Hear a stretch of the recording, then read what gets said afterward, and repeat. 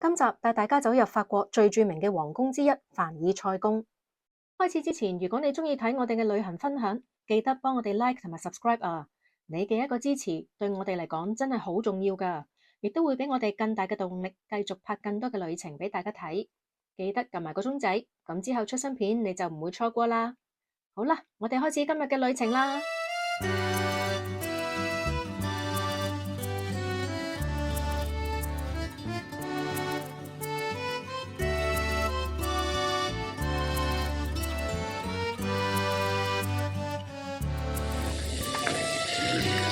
哇，好靚！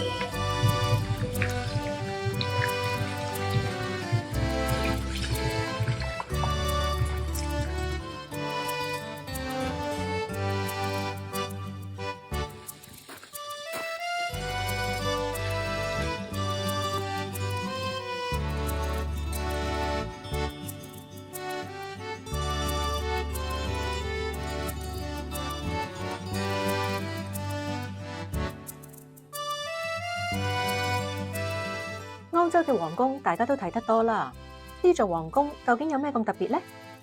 凡爾賽宮原本只係路易13嘅狩獵行宮，後來就由路易14大規模咁擴建，成為象徵法國皇權同奢華生活嘅代表。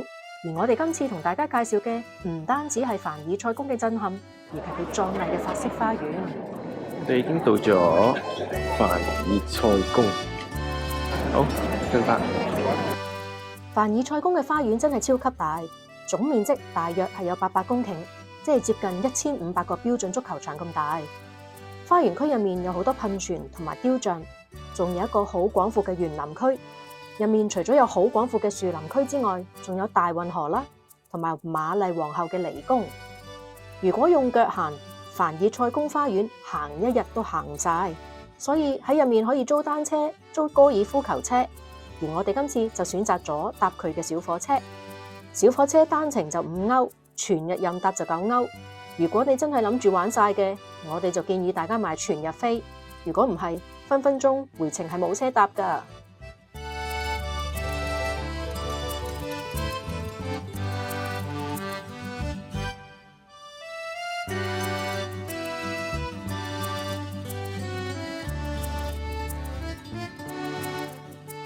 凡爾賽宮花園入面最令人期待嘅就係各式各樣嘅希臘式音樂噴泉。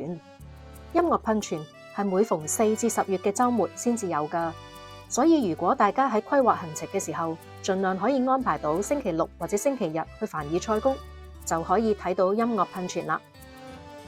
當日我哋原本完美嘅計劃係踩單車嘅，但係我哋出咗花園區影咗幾個景點之後，發現我哋仲係喺起點喎。我就同主人講：大佬唔掂啊，咁玩法踩單車都腳斷啊！咁啱就有架小火車喺我哋面前駛過，於是我哋就即刻揾下小火車究竟喺邊度搭嘅呢？排咗一陣隊之後，發現原來買飛嘅係另外一個地方，於是又行翻轉頭買飛，之後又行翻上去上車嘅位置排隊。上到車啦，你哋睇下架車點樣行，你就明點解我哋覺得係十分值得㗎啦。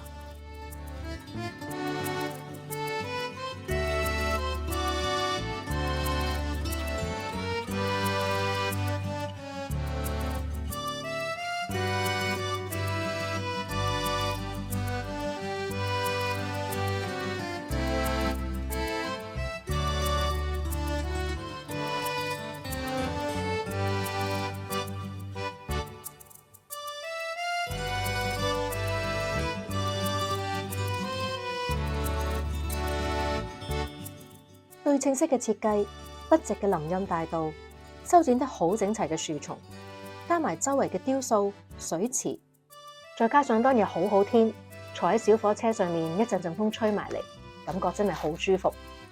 呢一刻就會明白點解凡爾賽宮會被視為法國嘅歷史同埋權力嘅象徵。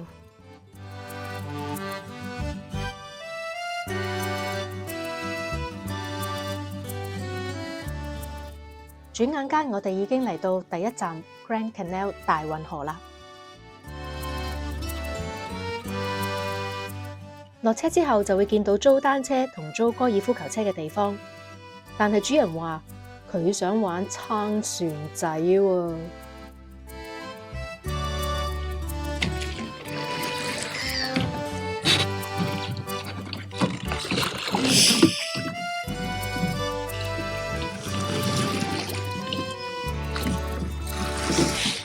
玩完之後，佢先同我講，原來今次係佢第一次撐船仔㗎。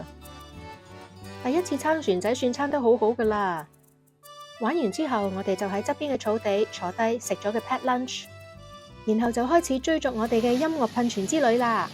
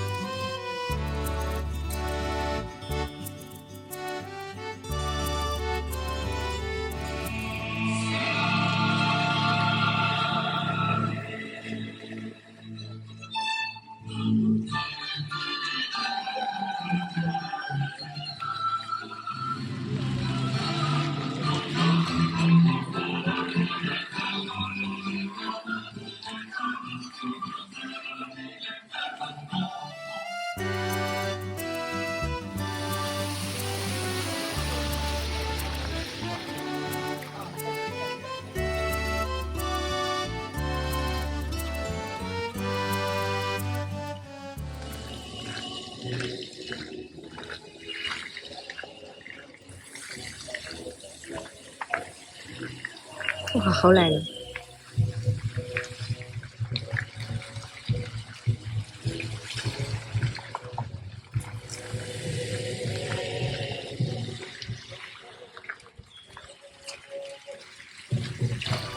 我哋精選咗幾個我哋覺得都幾靚嘅音樂噴泉俾大家睇，之後我哋就搭返小火車去呢一個地方啦。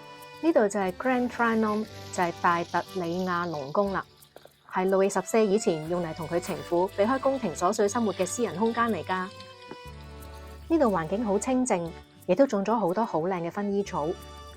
由於佢離開大運河區有一段距離，所以人流好少，所以呢度行得好舒服。如果有時間，不妨搭小火車過嚟呢邊坐下、靜下，避開人流啊！去完 Grand Trianon 之後，我哋都有搭小火車去埋 Petit Trianon。Petit Trianon 就係瑪麗皇后最中意留連嘅地方，亦都係佢嘅行宮。行完 Petit Trianon， 我哋就搭返小火車返去離開凡爾賽宮啦。影片完結之前，帶大家睇返我哋嗰朝出去凡爾賽宮花園之前，其實我哋已經行咗凡爾賽宮皇宮㗎喇。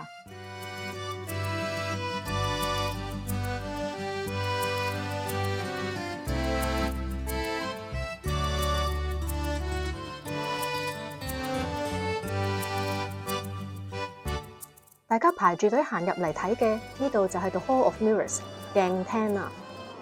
呢個鏡廳全長73米，一面係對住花園嘅大窗，另一面鑲咗357塊鏡，係17世紀鏡係極之昂貴嘅奢侈品，所以呢度可以顯示出路易14當年係幾咁富有同埋強大。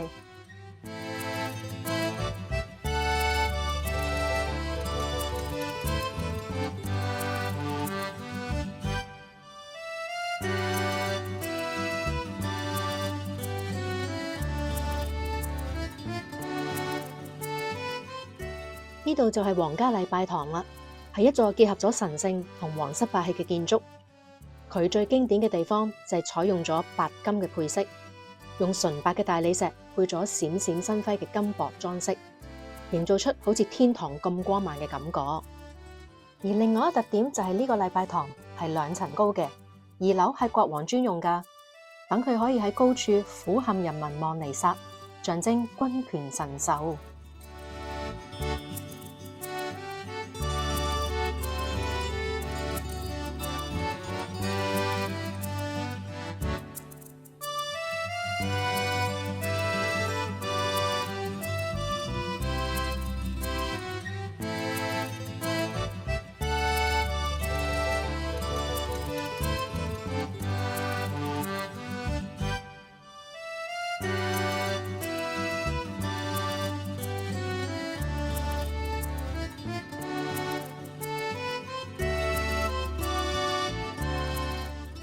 關於凡爾賽宮嚟到呢度又介紹完啦，下一條片我哋將會俾大家睇下我哋食咗幾多餐 crab、幾多餐蠔、幾多餐青口，同埋我哋仲有玩咗啲乜嘢啊！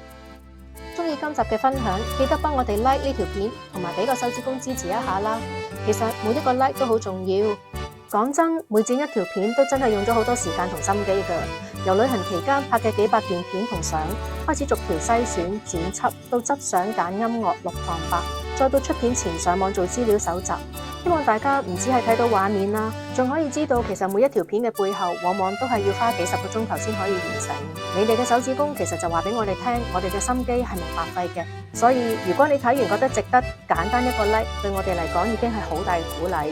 等我哋知道原來有人係期待我哋嘅分享㗎。如果你仲未訂閱，記得訂閱我哋嘅頻道。最後記得撳埋個鐘仔，咁之後出新片你就唔會錯過啦。最後，多謝你哋一路陪住我哋走過嘅每一段旅程，期待我哋下一集再見啦，拜拜。